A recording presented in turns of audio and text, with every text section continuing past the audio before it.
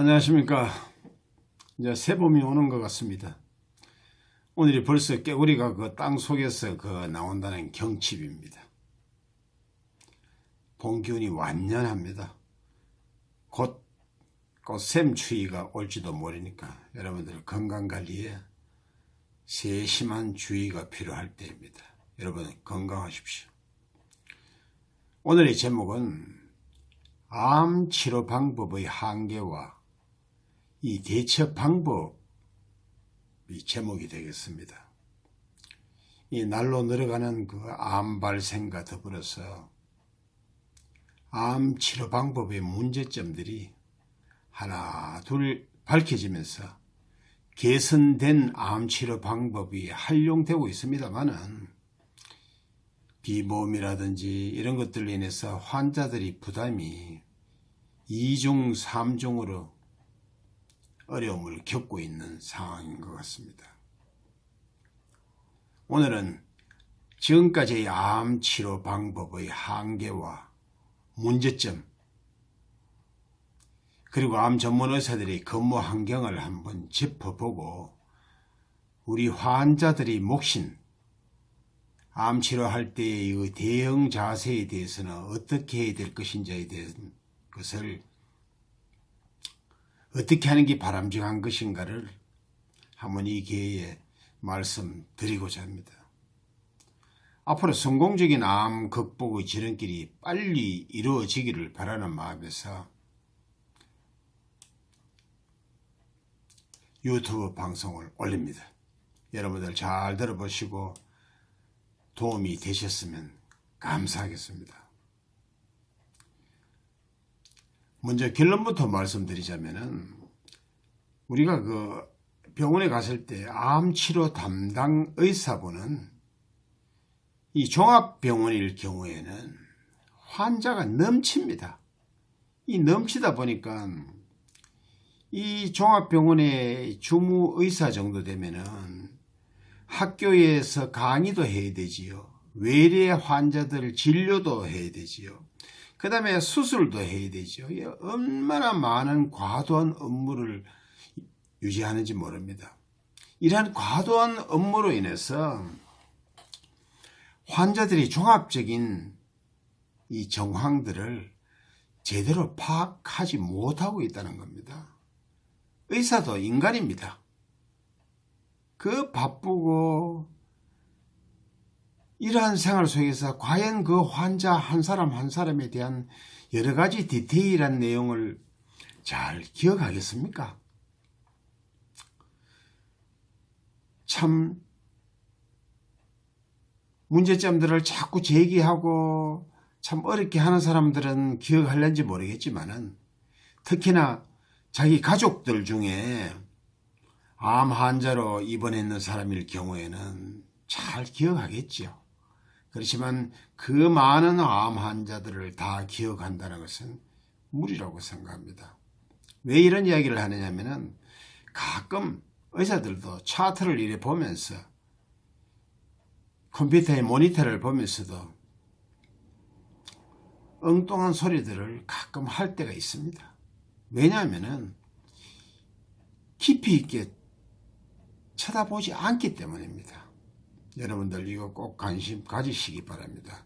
그러니까 어떻게 해야 되겠습니까? 의사분들한테 좀 죄송하지만 좀 문제점들이라든지 의사한테 자꾸 의문사항이라든지 이해 못할 사항들을 자꾸 물으면서 이 답변을 하면서 의사로 하여금 그걸 기억하게끔 해야 된다는 이야기입니다. 여러분들 이거 여사로 들으실 일이 아닙니다. 꼭 들으시고 관심 가져주시기 바랍니다. 의사가 말입니다. 환자를 만약에 환자의 느낌에 이 건성적으로 대한다고 느낌을 딱 받아보면요. 그 의사가 믿음이 안 갑니다. 근데 지금 현재는 이 의사들이 그러한 신뢰를 많이 하고 있습니다. 여러분들 의사들한테 제대로 대접받기 위해서는 의사들한테 나의 환경을 제대로 설명하며 항상 의문이 갈 때는 질문을 하는 그러한 대세로서 의사들한테 관심을 갖게끔 하는 것도 큰 재산입니다. 여러분들 꼭 지켜주시기 바라겠습니다. 자, 그러면 우리나라 암치료 방법인 표준치료 방법이 과연 무엇이 문제인가? 여기에 대해서 오늘 이야기를 나누겠습니다. 첫째는 지금까지 암치료 방법이 표준치료 방법이라 해가지고 수술요법이라든지 항암치료 방법이라든지 그 다음에 방사선 치료 방법이 이게 말하자면 전부입니다. 이거를 기준으로 해서 지금까지의 모든 것을 토대로 해서 이걸 기준으로 해서 우리 의사분들께서 암 환자분들을 치료를 하고 있는데 이러한 치료 방법이 완치율도 낮지만 한계가 하나 둘 나타나고 있다는 이야기입니다. 그 한계라는 건 뭡니까? 이게 완치를 시킬 수 있는 치료 방법이 아니다 보니 여러 가지 문제점들이 하나 둘 나타난다는 이야기입니다. 어떤 것이 나타났겠습니까? 예상치 않았던 심각한 만성질환, 예를 들어서 뇌혈관 질환이라든지 심혈관 질환이라든지 간 질환이라든지 또 애기 찾는 당뇨라든지 또 여러 가지 치료를 받으면서 견디지 못해서 고통 속에서 헤어나지 못해가 자살까지도 한다는 이야기입니다. 이러한 암 재발로 인해서 문제점이 심각하게 지금 치료 방법에서 대두되고 있는 겁니다. 무엇보다도 몇 차례의 그 항암 치료 중에 환자들은 진짜 초죽음을 당하고 있는 겁니다. 들어보신 분들은 다 아실 겁니다. 오죽했으면 환자들이 내가 죽었으면 죽었지 두 번 다시 내가 항암 치료는 안 받겠다고 가겠습니까? 요즘에는 조금 치료 방법이 달라져 가지고 표적 항암 치료라는 방법으로 이 의사분들께서 이 권유를 많이 하는 모양인데 아무리 좋으면 뭐합니까? 이게 비보험입니다. 다시 말해서 보험이 되지 않습니다. 보험이 되지 않으니까 엄청난 항암 치료비를 감당을 해야 됩니다. 그게 자그마치 얼마인지 아십니까? 3천만 원에서 5천만 원입니다. 왜냐하면 항암 치료 횟수가 보통 6회에서 12회까지 한답니다. 그에 따라서 금액이 달라지는 겁니다. 이걸 누가 감내할 수 있습니까? 집 팔고 논 팔고 다 해야 됩니다. 가족들은 나중에 병 나서면 뭐합니까? 가족들은 완전히 알거지 돼버립니다. 여러분들 관심 가지셔야 됩니다. 두 번째 문제점이 또 뭐겠습니까? 항암 치료가 우리 몸속에서 암세포를 다 죽이는 것으로 알고 있는데 우리 몸속에는 암세포의 크기가 1cm 미만인 것도 있습니다. 그리고 1cm 미만인 것이면서도 또 잠자고 있고 소위 말해서 휴먼암이라고 그러는데 1cm 미만을 우리가 미세암이라고 그러고 잠자고 있는 미세암. 항상 언젠가는 이 상황이 되면은 내가 이걸 분할을 해서 암세포로서 커질 수 있는 그러한 상태로 대기하고 있는 이 휴먼암도 있습니다. 이 항암 치료를 하면은 이러한 미세암이라든지 휴먼암은 죽이지를 못한다는 겁니다. 그런데 일반 사람들은 뭐 항암 치료 받으면 뭐 몸속에 있는 암세포 다 잡는 줄 아는데 천만의 말씀. 암세포 잡는 거는 오직 1cm 이상이며 또 거기에 대다가 분할을 시작했는 암덩어리들만 이 항암 치료 중에 죽일 수가 있는 겁니다. 여러분 아셔야 됩니다. 세 번째는 뭡니까? 이 분화 중인 암세포에게만 작용하는 게 아니고 정상적인 암세포도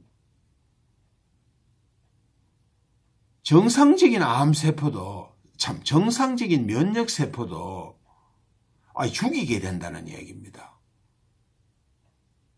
이 정상적인 암세포가 활발히 활동을 해야 우리 몸속의 이 건강을 유지할 수 있는, 외부로부터 바이러스가 침범한다든지 외부로부터 암세포가 들어온다든지 이렇게 했을 때 다 잡아먹고 그걸 죽이면서 내 몸을 건전하게 유지할 수 있는 이 정상세포까지 죽인다는 겁니다. 그럼 문제 되겠습니까? 우리의 신체 구조는 완전히 엉망이 되는 겁니다. 그러면서 이 항암 주사를 맞는 사람들은 죽을 고생을 하는 겁니다. 정상세포가 되살아날 때까지는 의사들이 기준으로 보면 보통 3주에서 4주입니다. 그래서 항암 주사를 맞을 때 우리가 3주마다 한 번씩 맞는 이유가 되는 겁니다. 3주마다 한 번씩 우리가 백혈구 주사를 해서 이 호중구라는 면역세포가 과연 살아났나 안 살아났나를 보면서 우리가 이거 항암 주사를 다시 또 놓고 하는 겁니다. 여러분들 잘 아셔야 됩니다. 그런데 우리가 일반적인 이러한 항암 주사를 놓지 않고 우리가 일반적인 항암 주사를 놓을 경우에는 고생은 고생대로 하고 암세포를 사멸시키지 못하는 경우가 허다합니다. 왜냐하면 이거는 보험이 되다 보니까 지금 연구되고 있는 여러 가지 좋은 항암 치료제가 여기 없기 때문입니다. 참 어쩌면 좋겠습니까? 그러니까 암 한번 걸리면 재산 다 탄생한다는 겁니다. 그러니까 돈 없는 사람은 옛날과 같은 아주 구태의연한 항암 치료 방법을 택해야 되니, 이 항암 치료 방법은 암세포의 유전자를 제대로 파악하지 않았는, 암세포의 유전자가 수만 가지가 되는데 이 수만 가지 되는 암세포를 제대로 파악하지 않은 상태에서 옛날에 사용했던 그 항암 주사를 놓다 보니 효능이 없는 겁니다. 그러니까 항암 주사를 맞으면서 사람은 고생은 고생대로 하면서 암세포는 잡아내지 못하는 겁니다. 어떻게 하면 좋겠습니까? 그래서 일부 표적 항암제 주사를 맞기도 하지만은 이 표적 항암제 주사가 가격이 비보험이 되다 보니까 너무 비싸다는 겁니다. 자그마치 3천만 원에서 항암 주사가 몇 회에 이르느냐에 따라서 5천만 원, 6천만 원까지 또 오를 수 있다는 이야기입니다. 여러분들 돈 없으면 암 치료도 못하는 세상이 왔습니다. 열심히 돈도 벌어야 되겠지만은 우리가 암 치료 방법에 대해서도 각자가 좀 많이들 공부하고 연구하고 이 대책에 대해서 관심을 가지셔야 된다는 이야기입니다.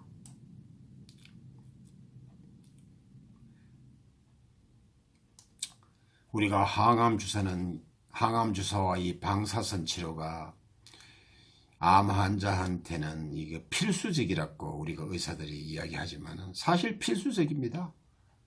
그렇지만은 이러한 필수적인 이 치료를 받다 보면은 부작용이라는 게 생기고 하니까 여기에 대해서 염려를 하지 않을 수 없다 이 말입니다. 예를 들어서 항암제를 옛날에 그 방식의 그 항암제를 맞았다.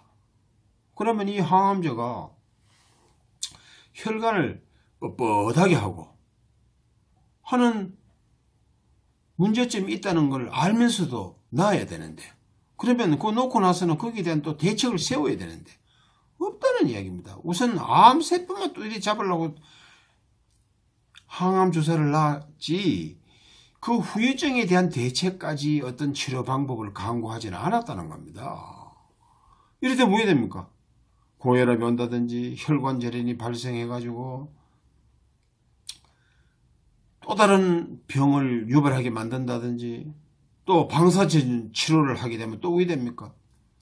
심장에 무리를 줘갖고 심혈관 질환에 문제점이 또 발생한다는 이야기입니다. 이 의사들 다 안다는 이야기입니다. 알면서도 암세포 두드리 잡는 데 집중하다 보면은 여기에 대한 대책이 전혀 수립되지 않는다는 이야기입니다. 여러분들 암세포 잡는다고 암세포 잡고 나면 나중에 또 병 생기는 게 재발입니다. 이거 어떻게 할 겁니까? 이런 치료 방법의 지금까지 표준 치료 방법이라는 방법의 이 한계를 알면은 우리가 어떻게 대처해야 이걸 다 극복할 수 있는가를 생각하게 된다는 이야기입니다. 우리나라 의사들은 만약에 표준 치료 방법 외에 민간요법으로 예를 들어서 면역치료 방법을 한다 그러면 이 사람들은 벌써 머릿속에 이 민간요법은 안 된다 하는 게 머릿속에 박혀있기 때문에 못하게 합니다. 여러분들 예를 들어서 항암치료 받으신 분 중에 의사들한테 저 상황버섯 이거 먹으려고 하는데 먹어도 됩니까? 물어봤을 때 100명 99명은 의사들은 먹지 마라. 그거 먹으면 간에 무리가 가서 안 된다. 지금 치료 중인데 뭔 소리 하고 있노? 있다고 소리하고 앉았습니다. 근데 이 결론적으로 이야기하면요. 이 상암버섯의 이 베타글루칸 요법으로 면역치료를 했는 사람은 살고 의사들 말만 듣고 그 말에 너무 믿다가는 큰 코 다친다는 사실을 이기에 말씀드립니다. 여러분들 아는 사람은 압니다. 우리가 그 면역요법 중에 제일 탁월한 효능을 나타내는 게 상황버섯 속에 있는 베타글루칸 요법이라는 겁니다. 이거는 우리나라뿐만 아니고 일본에서는 탁월한 효능이 있다는 것을 너무나 잘 알고 있습니다. 우리가 몸속에 잠자고 있는 대식세포라든지 수지상세포라든지 NK세포라든지 B세포라든지 T세포라든지 이러한 면역세포들을 활성화시키는 탁월한 효능이 우리 상황버섯 속의 베타글루칸에 있다는 이야기입니다. 이걸 왜 못 먹게 합니까? 이 외에도 또 있습니다. 우리가 그 산에 가면 큰 나무의 꼭대기 보면 겨우살이라고 그래가지고 이게 항암 성분이 탁월하다는 거 알려져 있는데 이 겨우살이에서 과학자들이 항암 성분을 추출을 해가지고 이거를 면역세포 주사로 개발을 해서 이걸 또 응용합니다.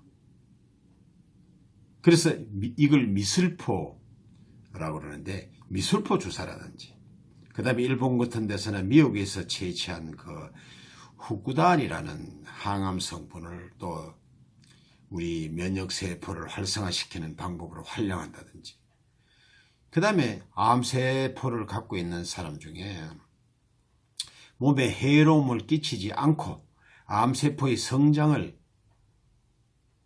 억제시킬 수 있는 방법으로 고주파 온열 치료 방법이라는 것도 있습니다. 이거는 암세포가 확산되지 않게끔 몸을 따뜻하게 하면서 억제시킬 수 있는 큰 역할을 한답니다. 이러한 것들을 하면서 우리가 암을 이길 수 있는 종합적인 방법으로서 후유증도 없는 방법을 택해야 되는데 우리나라 의사들은 천만의 말씀 안 된다는 이야기입니다. 이 민간의학은 몸에 들어야 해롭다. 하지 마라. 해서는 안 된다. 이런 식으로 치료를 하니 우리나라가 일본의 그 암 치료율만큼 우리가 극복할 수 있겠습니까? 우리는 못 따라갑니다. 이런 썩어 빠진 정신을 갖고 암 환자들을 관리하고 있는 우리나라 이 의사들은 빨리 시정조치 하지 않으면 안 됩니다. 지금은 한방과 같이 어우러져서 조금씩 이해하시는 양의사들도 있지만 아직까지 멀었습니다. 일본에서는요, 암 환자분들한테 상황버섯의 베타글루칸 요법이라든지 후코이단 요법을 아주 자기들 치료 방법보다 더 강력하게 추천을 하면서 환자들한테 처방을 해가지고 엄청난 암 치료 효율을 높이고 있습니다. 우리나라 의사들은 아직 따라가려면 멀었습니다. 여러분들 정신 바짝 차리셔야 됩니다. 의사들 말만 듣고 면역 치료 방법이 뭐 효과 없는갑다라고 믿고 있다가는 큰 코 다친다는 이야기입니다. 절대 믿을 걸 믿지. 이거는 믿어서는 안 됩니다. 면역 치료 방법이 앞으로는 우리의 그 암 치료 방법의 대표적인 방법이 될 것입니다. 왜냐하면은 2018년도에 일본의 그 노벨상 수상자인 그 혼조 구스쿠칸 그 사람이 노벨상 수상을 하면서 그 인터뷰상에 이런 이야기를 했습니다. 2020년도부터는 지금까지 그 암치료, 표준치료 방법의 여러 가지 문제점 때문에 이 면역치료 방법이 주가 될 것이다. 라고 선언을 했습니다. 이거요, 진짜 전 세계적으로 우리 암 환자들한테는 참 희망적인 말씀입니다. 이 혼조 다스코는 이러한 그 과학자인데 이러한 암 치료 방법에 대해서 수십 년 연구했는 사람이랍니다. 여러분들 이것도 아셔야 됩니다. 잘하셔서 우리가 암 치료하는데 크나큰 도움이 되셔서 고생하지 않고 우리 몸을 잘 다스릴 수 있는 이런 면역 치료 방법에 대해서 큰 관심을 주시기 바랍니다. 감사합니다. 다음 방송은 최근 그 암 치료 방법 중에 항암 치료 방법이 개선되면서 이 경향이 소위 그 트렌드가 달라졌습니다. 어떻게 달라졌는지 여러분들한테 설명드릴 거니까 여러분들 다음 방송도 기대해 주시기 바라겠습니다. 감사합니다. 오늘 여기서 마치겠습니다.